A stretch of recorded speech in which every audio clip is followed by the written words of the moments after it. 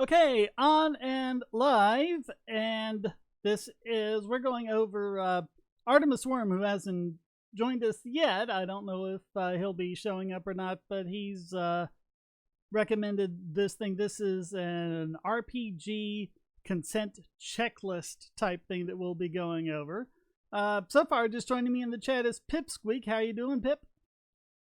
Evening, or whatever time it is over there. It's actually morning here. It's 10 a.m. So, what time is it where you are? It's about 11 p.m. Okay. Yeah, time zones are weird. We should just all go to UTC time. Hopefully the chat is working. It was last time, so if you will come in and give us your thoughts in the chat, it will show up over on that end of the screen. I think I'm getting used to which way I need to point now. Let's see. My mic levels should be coming through. I didn't have a chance to check yours, Pip. If you could just say something else right quick.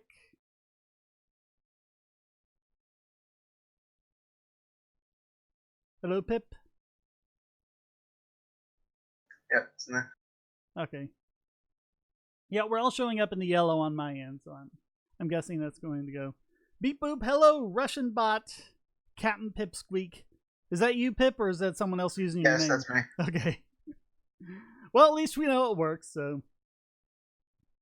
Yeah, last time we had a different person. We had a different Rika than the one we have in the chat, so. All right. Shane, what is this paper? Yes, so this is called the consent checklist, and it represents everything I hate about how our society is going. The idea is if you're doing an RPG, a role-playing game, all of your players need to fill out this checklist, and anything they check that they don't like, then you don't do. So, and it's all like the trigger warnings and stuff like that. And the big thing that I really hate about this, and this is true if you read the whole paper. I'm not going to go through the whole paper, just the checklist part, but it really is about not being able to separate fantasy from reality.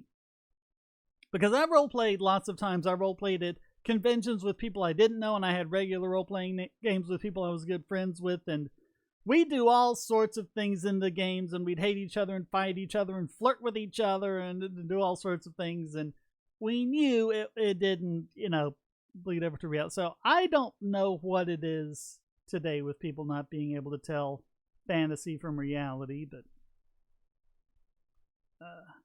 let me see if I can get back to my copy of this. And GhostScript is being very slow for me today, so that's kind of how I'm doing this. I don't know if I'm going to be able to get all the way back up to the top of the paper with the people's names, but I don't really care anyway. But this is all about the consent. Now, I actually wouldn't have much of a problem with this if this were the DM saying, okay, here's some things that are going to be in this game, and if you don't like this, you just don't play the game. That would be easy. That's not it. The players fill this out, give it to the DM, and say, this is what you have to do. And they say the things like, the default answer is no. It doesn't matter why consent wasn't given. And things like that. This is really slow. They can even change their mind, like in the middle of a game. They can change their mind and say, oh, I don't consent to this. Oh, what? There's this thing that's about to kill my character? I don't consent to that. And then you withdraw your consent, and I guess you get to live or something. I don't know. This is just... it's a sort of people I wouldn't want to role play with to begin with, because they're just going to ruin everything. Because role-playing is about imagination and doing things that you wouldn't do in the real world. All sorts of guidelines recovering from consent mistakes. Aftercare. There's a section on aftercare. Like when the game's all over, you don't just go back to your life. You have to do aftercare. It actually says sometimes called an aftercare or debriefing, like you're in the friggin' military or something. The goal of a check-in is to create a space between the game and the real world that invites everyone to process the experience in a safe, supportive environment. It's fantasy, people. It doesn't have anything to do with the real world. And they actually call this bleed, where the emotions of the character affect the real player. But, for example, maybe a character acted in a way that your character didn't like, and it made you angry at the player too. Then you've got issues. I'm sorry, but yeah. The emotions of the character are affecting the emotions of the player. Yeah. I'm sorry, that sounds like schizophrenia. It does a bit. Yeah. Yeah. So they call that bleed. And so anyway, the consent checklist, the thing they start off with is not really a part of the checklist everyone now, but if you see at the top, I've included this here in the screenshot. If this game were a movie rating, its rating would be, and this goes back to something else that I've been noticing over and over again, which is that what the left is doing today is exactly what the extreme right was doing when I was growing up, because I'm not quite old enough to remember when movie ratings came in. They came in, I think, in the 60s. But the whole idea was, there was this, hard right, fundamentalist Christian movement that was against sex and anything else that was fun. And so they say, oh, we want government to censor all of these movies, and we're going to have this, which they wouldn't be able to do because there's the First Amendment. But the MPAA basically caved to them, or basically was part of them, I think. I think it was basically run by fundies. But they came up with the movie ratings. For those of you who aren't in America, the movie ratings are G for general audience, PG is parental guidance, PG-13 is parental guidance, but it's okay for people over 13. R is unsuitable for people under 17, which means people under 17 can only get in with parent supervision. And NC-17 is no one under 17. So notice that it tells you absolutely nothing about why the movie was rated that way. Is it violence? Is it sex? Or what is it? And it's really, the whole thing's politicized. If you talk to, especially indie, basically being an independent filmmaker, you automatically get one rating up.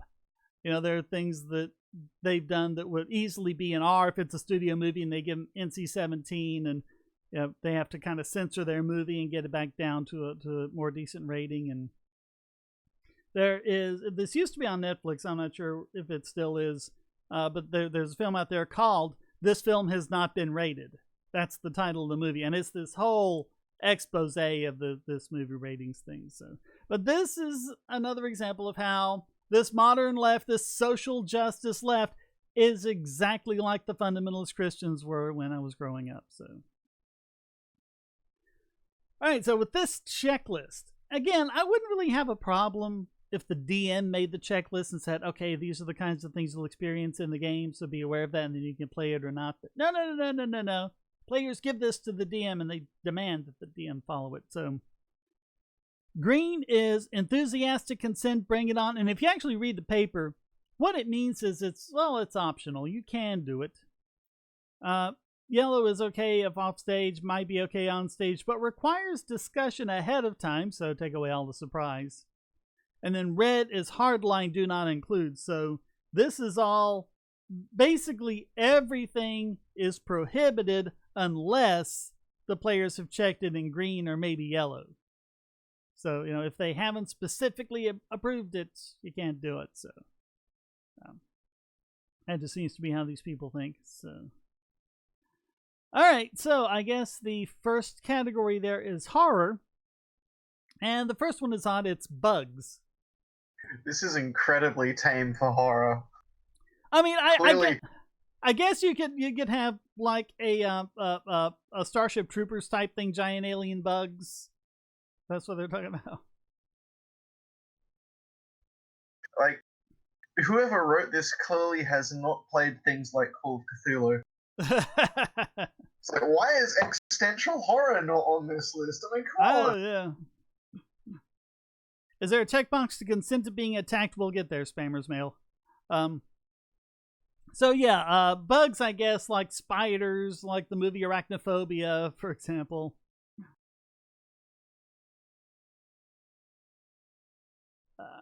Blood, yeah, I mean that's a basic, D&D thing. You're running around with swords and stabbing people. Yeah, there's going to be blood. Demons, I guess the Cthulhu gods would count as demons. I don't know. They don't really count as demons, though. They're more aliens than demons. Yeah, well, they're like aliens beyond our universal dimensions. So. It's like you look at it and you immediately think this thing should not exist. It's that kind of insanity. Yeah. Eyeballs. What's the problem with eyeballs? I got 2 of them. I guess they mean like disembodied eyeballs. Is it like if the eyeball's just sitting there, or what if the eyeballs turn to look at you? Ooh. You shine a light. Someone was abused by a beholder when they were young. you shine a light on the eyeball and the pupil constricts. Ooh. Yeah, this is tame stuff.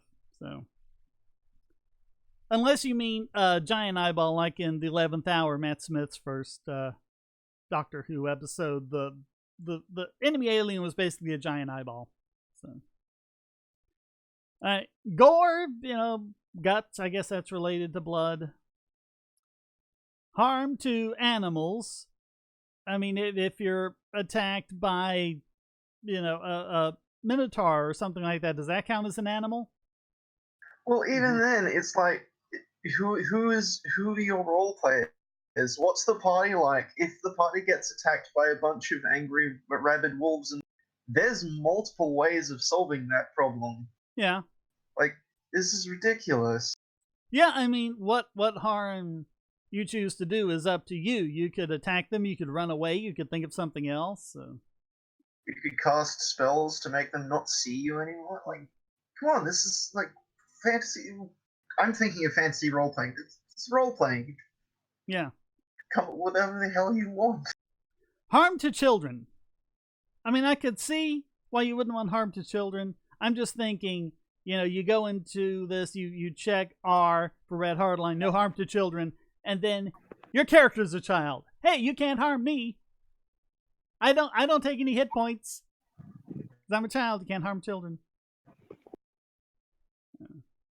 And rats and spiders. I guess spiders don't count as bugs because they're arachnids, but yeah. And of course they have blanks for other things. But I mean, if you're complaining about rats and spiders, there's Artemis. How you doing? Good. Working around the China internet. Yeah. So I think I did a pretty good job of introducing this thing, but since it was your suggestion, Artemis, you want to tell us why that was and what this document's all about? Yeah, this is a consent form. I'm assuming Shane is showing you. I'm on my phone right now. Yeah, I've got the form itself on the screen, and I talked a little about what was up in the document earlier. Yes, this was Monty Cook Games. If you don't know, Monty Cook was a designer for Dungeons and Dragons for 3rd edition. So is this anything official or? No. Monty Cook Games is like it's like an independent company. Okay. He really fell flat after he left Wizards. So, to your knowledge, is And this it shows if he makes these kinds of things. So, to your knowledge, is this being mandated at any conventions or anything like that? Yes. Oh, it is? At least from what I've been hearing. Hmm. By the way, the same thing happened with the X card when that was introduced. Now, what's that? Okay, so you have a card with an X on it, and if something in the game happens that's uncomfortable, you tap the X card, and the GM. Oh yeah. They talk about this earlier in the document. You can hold up the card anytime you don't like something, and the DM has to stop whatever it's doing. So if your character's about to take Buku's hit points, you just hold up the card. Oh no, that offends me. in case people can't tell so far, I'm thinking of all sorts of ways to manipulate this into cheating at the game. So that's I'm back. okay. Yeah, I can hear you now. Okay. So yeah, the X card is kind of a precursor to this consent list. Yeah, if you tap it, it's something is making you uncomfortable, and the GM has to stop the game and get rid of that, whatever's making you uncomfortable. And the thing is, if you're a GM, you spend a lot of time designing the game, and you make it to follow, a storyline and branching alternatives to give people. And then if they can just come in and cut one of those off, and there goes your story. Yeah. Someone steals the local noble's son. Nope, can't do that. Armed children. Yep.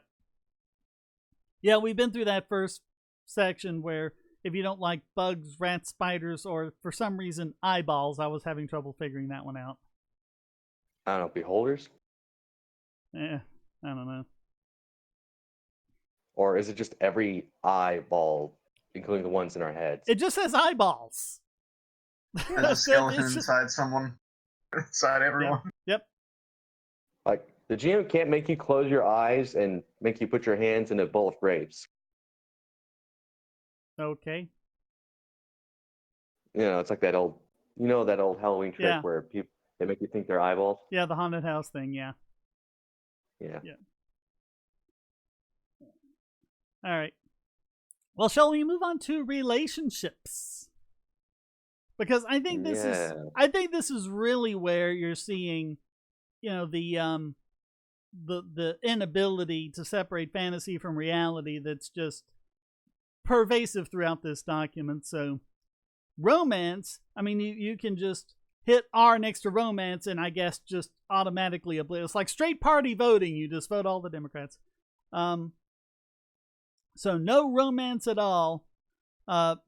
Fantasy role-playing is pointless when everything triggers you and you can't even do what you want in fantasy. Exactly. The whole point is to do things you wouldn't be able to do in real life and, face things that if you actually encountered in real life, you'd run away screaming from. So it's kind of the point. There's some things in the relationship part that I would understand not being in the game, like explicit sex acts and describing them in lurid detail. Yeah. Well, I mean, that would depend on the group. Yeah. Which Although, think about some of these, I'm going to call them consenters, is that they are going to want to check that box, especially if it's like gay sex.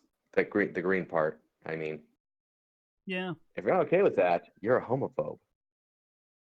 Yeah, it's interesting. I'm not joking. Because they have all these like between PCs and NPCs or between other PCs, but they don't say between PCs of the same gender or a different gender or whatever, hetero versus homosexual sex or whatever. I guess you always have the blanks you can write on. But... I'm just getting hung up on explicit romance as opposed to explicit sex. Yeah. High impact, violent hand holding. Well, even the fade to black stuff, and I guess they're talking about like, they go into a room and the camera pans over to the curtains, which are moving in the air conditioning type of thing, like they used to do in movies. If you don't even like it's just the idea that two characters are off being romantic somewhere. I mean, where is the line between romance and sex anyway? So. But yeah, I mean, sometimes the DM and the other players have no control over it. Like, I know, yeah.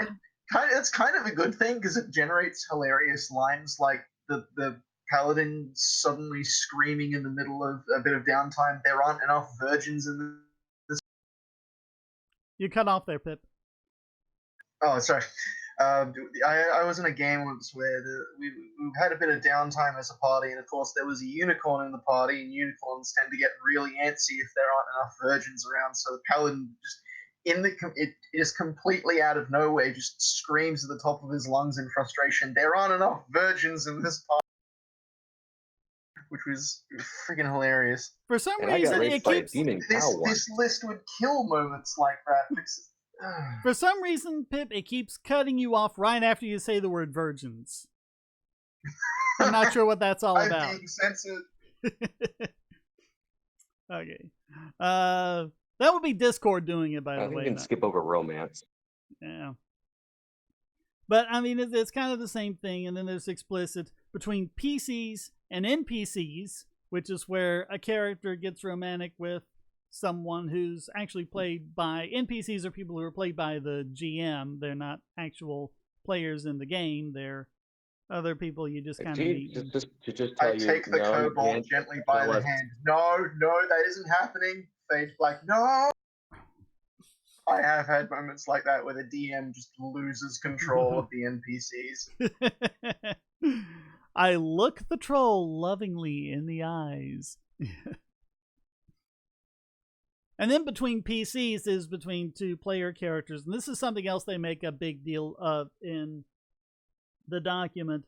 I mean, everyone I've ever role played with knows that if two PCs are flirting with each other and doing all sorts of stuff, that doesn't necessarily translate over to real life. You know, you're playing a character. Yeah. So again, But fantasy these reality. these people ship it and the Babadook, so. All right, social and cultural issues.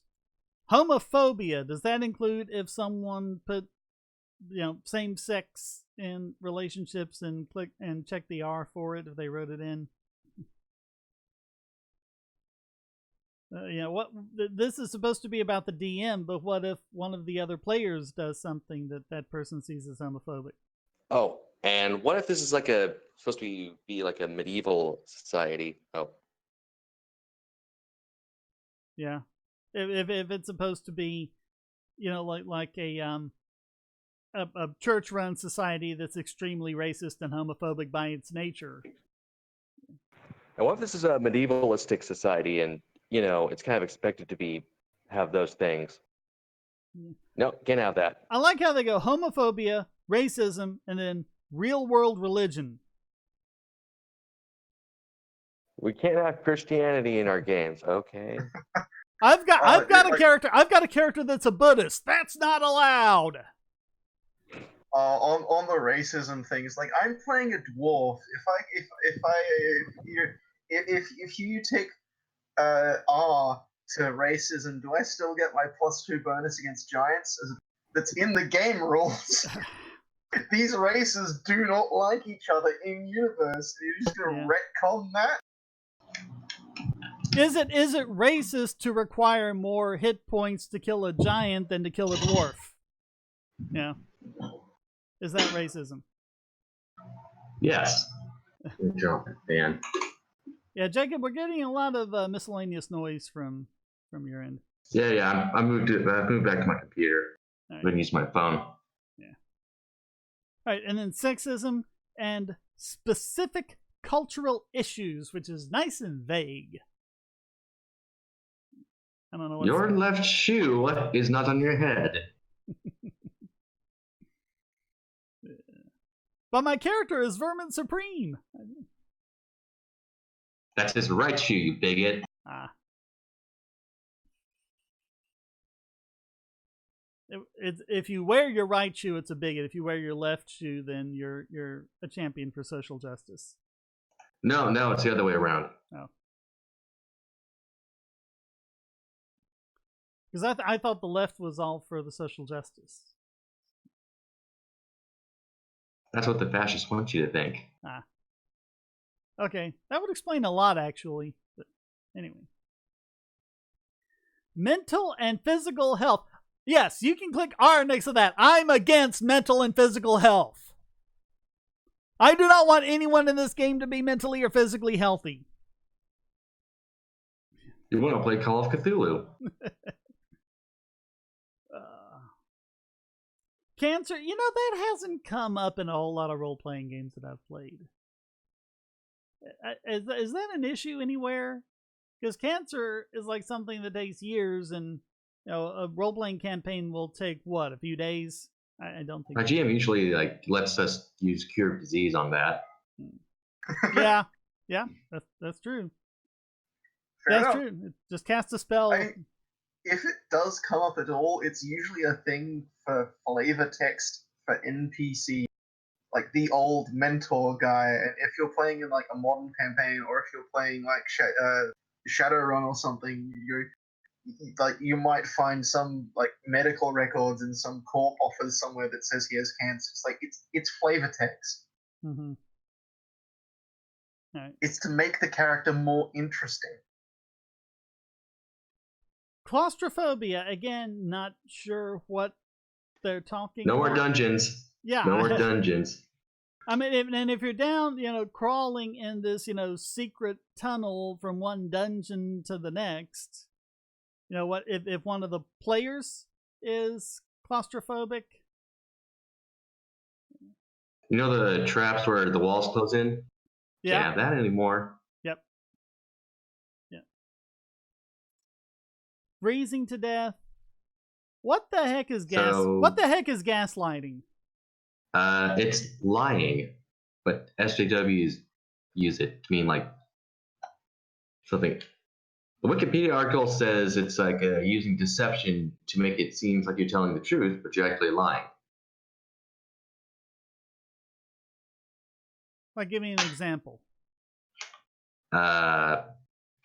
So I'm picking my nose, and you say, "Hey, you're picking your nose." No, I'm not. Okay. Or I think it's kind of like brainwashing. Reading into the Wikipedia article, it's basically psychological manipulation.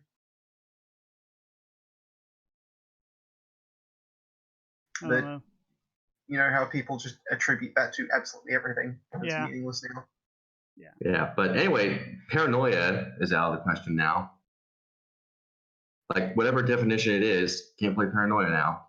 Oh, well, that's what paranoia is all about. Lying or manipulation or whatever the heck that means. Well, like, you're not supposed to be a member of a secret society, but every character is a member of a secret society. And the computer and the computer is always right, except the computer never works properly and tells you wrong things all the time. Yeah. Oh, and I think you're also supposed to be a mutant. Like, everyone's supposed to be a mutant, but mutants are not allowed. No. You have to kill the commie mutant traitors. And do they still say commies in the recent edition of that game, or was that just in the Cold War back when I was playing? I have no idea. Yeah. It was the commie mutant traitors that you were fighting. We do it in my game. All right. Genocide. Well, I mean that's a good motive for a villain. How much of these? I was going to say, isn't that something you're usually trying to stop? Yeah. I don't know. The local dwarves trying to kill off the local elves. Yeah. Yeah, and you're playing an elf, and the bad guy wants to kill all the elves, and heat stroke. I mean, what do they think is like? It's hot, and your character is having heat stroke, and that means that the player is feeling. I don't know. Like, this would kind of derail a campaign set in a desert area. It's like the freezing to death ones. Like, oh, we're gonna play fantasy Vikings in fantasy Scandinavia, and you all need to make sure you have equipment to keep you from the cold. Oh, I don't want to freeze to death. It's like, well, stop playing the game. Get out of this campaign. Go to a different table. This is the game we're playing. Yeah, I mean, your characters are in the desert, and you have to figure out how to survive in the desert, and you got to figure out where to find water and things like that, and that's a good motivator. Natural disasters, because that's never any good part of a story there. And does it have to be during the game, or does it count if it's like before the game, like Paranoia is in a post-nuclear world, where they've had the... I've got a druid in a campaign. We're transitioning to like epic level in D&D, which is beyond level 20. But my druid can control disasters. Does that mean he can start them if he wants to? Oh yeah, like star them, end them, move them somewhere else. It's great. It's a lot of fun. Paralysis or physical restraint. I mean, being restrained by the bad guy, that's part of it, you know? Or rescuing someone who's being restrained, or restraining the bad guy. Yeah. There's a lot of useful things you can do if you're... Police and police aggression. What if your characters are the police?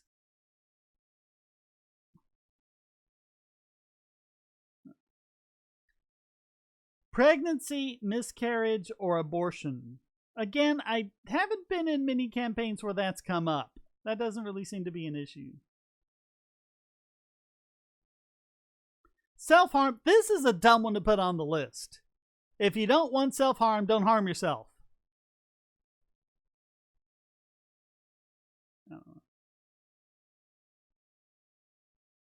Severe weather, hurricanes, and tornadoes. Again, that can be... You're holed up in a cave while you're waiting for the tornadoes to pass, and then you have to figure out what to do then. Basically, every possible story element is being taken away here if someone checks the R on it. You're holed up in a cave waiting for a tornado to pass, but the back of the cave is like it's breached into a crypt. You've got to pick between facing the undead or facing the storms. Like, come on! That's a great plot hook. Come on! You know, they don't have the undead, do they, over on horror? They've got demons. No, they don't, actually. They don't have zombies. They don't have... They don't have necromancers. Yeah, no reanimated corpses. That's weird. That's a weird thing to leave out there. No tentacles. No aberrations from the deep. Who wrote this thing? No eldritch horrors from before time began. Oh yeah, Raving Bean. The content of everything leading up to this is just, oh man.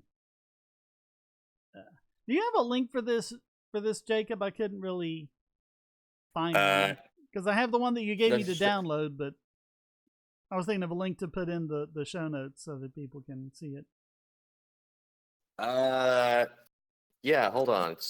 All right. If you just search a D&D consent list, I think you should find it. Yeah, I searched that before. I couldn't really find it. I did do search. All right. Starvation, again, that's a good thing that your characters are avoiding. You know, you're starving, so you need to figure out how to eat. So, you know, you want to go, you know, oh, look, you know, there's a buffalo. Let's kill that. Oh, no, wait. Someone checked harm to animals. We can't eat the buffalo. But we can't starve because someone else checked starvation. Terrorism, again, that's kind of the thing you're trying to prevent in a lot of these games. So that's a big story element. And then torture and thirst go back to what we've discussed before. This is literally the no fun allowed list. Yeah. Yeah. And then, of course, there are places for additional topics where you can write whatever you want. Anything that kills my character, R. You know, that's... Yeah, I get triggered when I don't level up. Yeah, death is not on the list. Actually, no. I have thought of one legit use of this stupid checklist. If anyone says enthusiastic consent to like all or most of this, it's like, right, you're running a villain campaign. And anyone who's checking R to most of the stuff, well, you just find another game. We're not going to let you play in this one. Yeah, click off.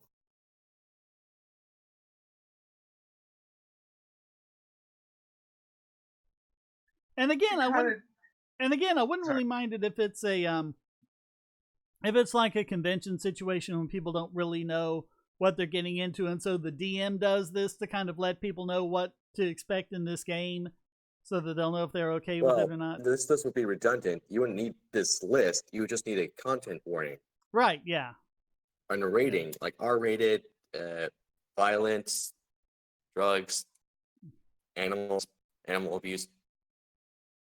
Maybe some movies. That way you know it's the fun game. Yeah. Yeah, and you know, maybe compare it to some movies like this is like Die Hard or something. They don't have drugs on the list. It's amazing some of the things they don't have on this list. They don't have drugs. It's almost like it's biased. If someone did write down drugs in one of the slots and check R, would potions count? Technically, yes. Maybe. But anyway, back to the conventions. Like, a guy actually did everything right that he would have at the time, like rating, M-rated, horror, all that stuff. But the players took one thing wrong. Well, this was kind of a fade to black like thing. Anyway, they took it as one thing when it was something else, and they got the GM banned from the con. Wow. So what was it? So even if you like do everything right, you can still get effed over. Yeah. So what was it? Oh, it was like a horror game, kind of like a I want to say Hunger Games, but more comedic. Anyway, all the characters were naked and tied up, and apparently they were like drugged, so they got like their barrels were vacated, and they took that as they were being anally raped. No, that's completely different. Right, but they took it that way, and the lie got around the world before the truth got pinned, and the guy got kicked out of the con. Yeah. Yeah, and from what I'm hearing, a lot of those are getting worse. I saw something Keanu Reeves is, I don't know when he started doing this, but when he takes a picture, with some girl, she wants a selfie made, with Keanu. Oh, I met Keanu, let's get a selfie. And he put his arms around her. If you look closely, he's not touching her. His actual hand and arm is like 3 or 4 inches away from her at all times. And it's like, I don't blame him. Because when you're that popular and that rich, when you're that popular and that rich, you're a magnet for all that sort of stuff. Oh, he sexually assaulted me, and here's the proof in this picture. So that's the world that's coming to be today. I've noticed a couple of other, not like celebrities and such, but famous in their own circles, people sometimes tend to do that because when you get noticed, it becomes really easy to ruin your reputation when you become a public figure, which is why I personally don't generally go for the sort of hug. I just generally go for handshake, and a lot of people they do that with, like, they're significantly less on edge. But I don't know, maybe that's something I've noticed. But it certainly seems to have gotten worse, I will agree with that. Yeah. And from what I understand, that's pretty much the case with all conventions, not just gaming, but the science fiction conventions and Comic-Con and things like that. A woman cosplays and shows a woman cosplays and shows a little too much skin, and it causes this huge scandal. Or there's the kickback thing where, one voice actor is a little too affectionate and everyone cries rape. Or accuses them of rape, even if the person who's being hugged didn't think it was rape. Yeah. Yep. I don't know. Don't go to conventions. Whereas in my day, you'd go to conventions and women actually wore chainmail bikinis. That was kind of awesome. That's sexist. Even if it doesn't, it doesn't make any sense from like an armor standpoint. But man, it was awesome. Well, actually, you'd be surprised. No joke. Like, when YouTuber actually found a reason for why it would work. I think that's a bit of after-the-fact rationalization, but okay. So why would it work? It's because the men can look at the boobs. Oh. They get distracted. They talked about that in an early issue of Spinneret, and she was talking to her roommate who was going to make her costume for her out of her spider silk, which was bulletproof, and she said, "Oh, how about if I like cut a little window where my cleavage is and I distract them?" And she's like, "Seriously? You're wanting me to make you a bulletproof suit and you want me to cut a big hole in it right where your heart is?" He's like, but distraction. Yes. But distraction is like, look, if anything, you're going to be ensuring that that's exactly where they're looking when they shoot you. This must be on our side, Shane. How could you? I'm on the realistic side. It makes no sense. It can still be awesome. But... Yeah. Hey, come on. Chicks in full plate can still be hot. Mm-hmm.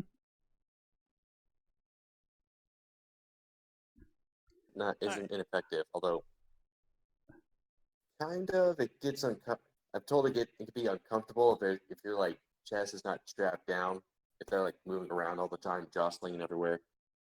Yeah. We should move on to something else. Yeah. I was gonna say, Well, we don't finished really with a checklist, which was the whole point of this. So I guess we can close out Yeah, the like, live stream unless you want to talk I about honestly- something else.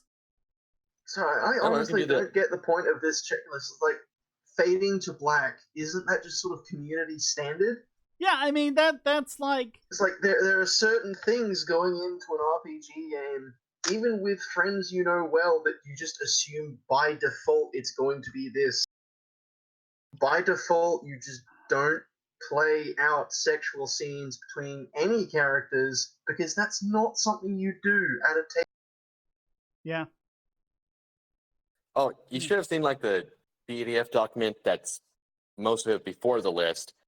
One entry was basically, there are some people who have different political opinions from you, and that may be, Oh, and yeah. they may be unacceptable, and no RPG is worth that. Mindset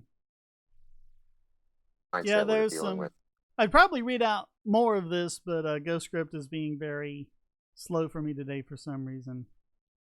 Oh, I also put the link for the Yeah. thing in the general discussion. The website link, that is. Honestly, I think this ties into a bigger problem with the perception about role-playing games, which is like it's the DM versus the players. No, it's not. It's a collaborative role. It's always been the case where it's like, if you have a problem with the campaign and the way the narrative is going, tell the DM. It's not like you're playing a computer game where everything's already hard-coded. It's like Deanna Troy says, just fucking talk to him. Yeah.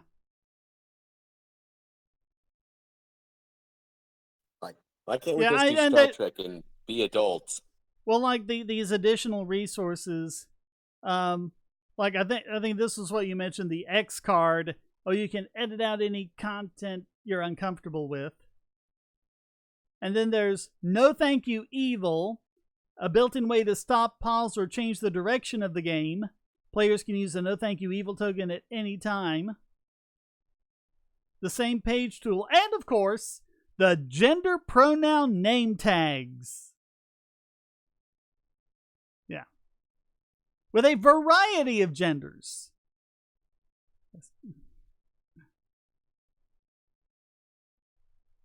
Is a attack helicopter included? I don't know. You'd have to go to the link to find out. Blah. I identify as a +10 vocal broadsword. Does that mean we'd have to swing you to use it? It depends if I swing that way or not. Oh, that reminds me of that one D&D story. I took the head off of a bugbear, and when I presented it to the village, I was using it like a puppet. Oh, me so sorry. I will never do it again.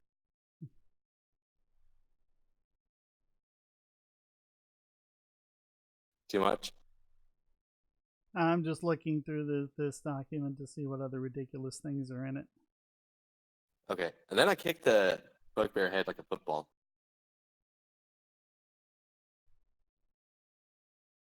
Some of the stuff that Tolkien wrote can be pretty damn hilarious. Like the hobbits inventing golf when a hobbit smacked a goblin's head so hard it flew 100 yards and landed down a rabbit hole.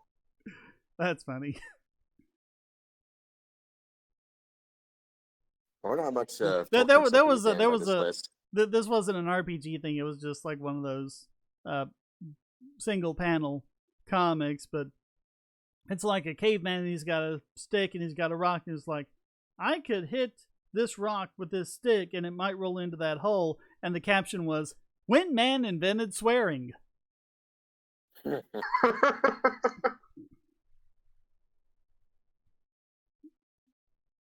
Recovering from content mistakes.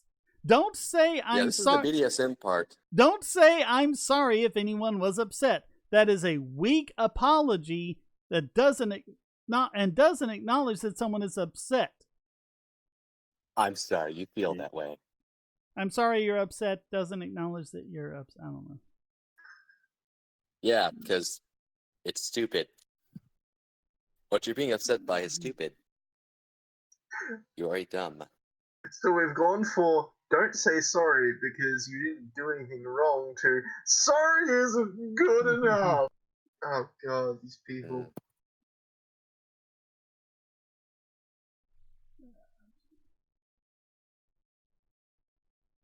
Oh my god! I mean, a game with these people would just be awful. Like, listen to this part. The person who made the error should apologize to the group. Some people find it hard to apologize because people in general are discouraged from admitting they're wrong. But here's the thing: you're a role player. If you can pretend to be an elf or a cyborg, if you can insult the king to his face or stand your ground against a horde of charging orcs, if you can accept that you killed the entire party with a fireball, or take credit for killing a dragon with a critical hit, then you can apologize your friend. Then you can apologize to your friend for saying something that made someone uncomfortable. You don't need to single out. Unless it's deliberate. Reality. Yeah. Unless it's deliberate, TPKing something with the whole party with a fireball isn't really your fault. Yeah. But a single fireball doesn't do that much damage in the long run. My thinking is, the the GM's fault. My thing is, or it's the rest of the party's fault for doing something stupid. Well, my thing like is being in the way.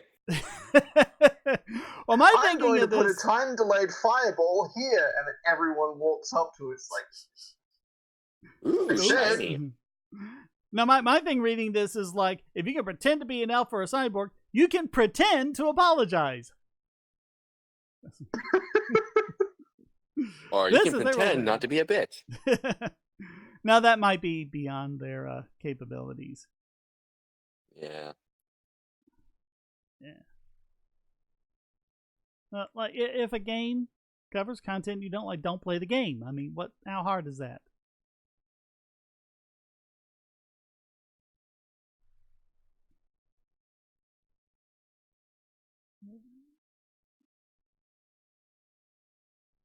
Yeah, These I mean, people there's will all be sorts of things about, like, traumatized by the Tomb of Horrors.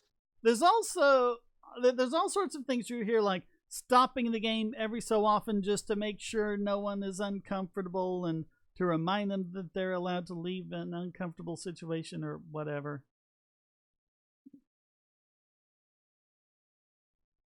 Oh yeah, did I mention one of the writers is like writes BDSM games?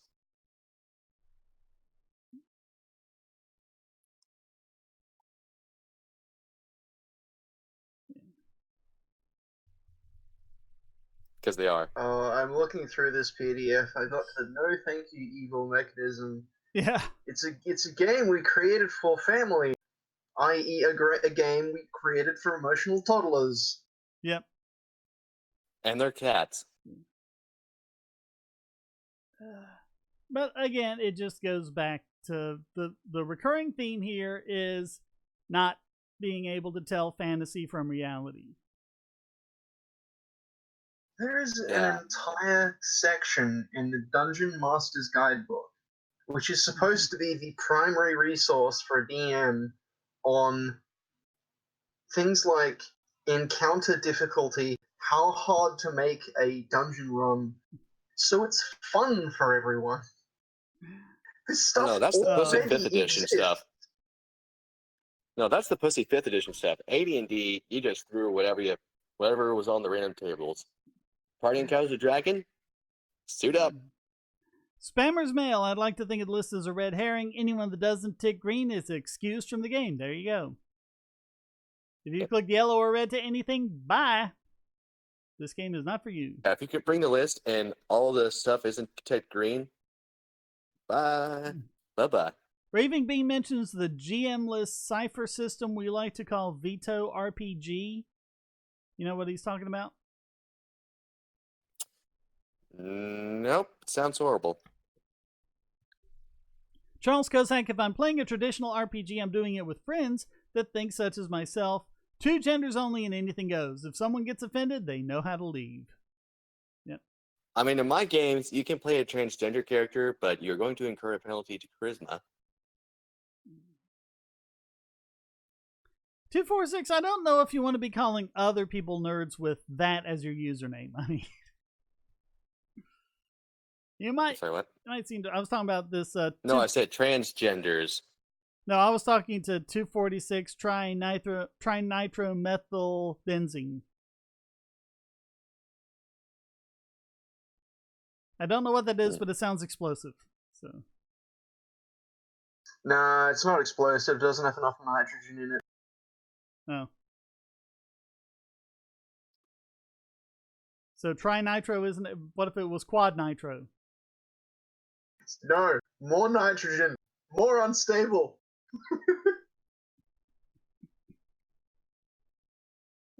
Anyway, if we're done with this, we're Yeah. going to do the D&D alignment quiz. I'll have to link Okay. for it in the live stream planning. Yeah, we'll do that next week, and we'll see how I line up with this. So I guess we'll close off here. It's literally TNT. Okay, I always saw that as TNT is fairly stable though. trinitrotoluene. As explosive compound. Yeah. Well, I mean that was the idea of it. It was made as a reaction to nitroglycerin being unstable. So. All right. Thanks to everyone who watched this, watching this on YouTube and on bittubers.com, where it can't be demonetized. YouTube, who knows about, but BitTubers is always monetized without commercials. I make some money and you do too, so please go check that out. Thanks everyone who participated in this. Shane playing each quiz once a week until the end of time. I don't know how much longer this is going to go on, but I'm having fun with these, so they'll continue for a while. Thanks, everyone. Any parting shots from either of you? Triggered. Okay. All right. Then until next time, stay strong and be free.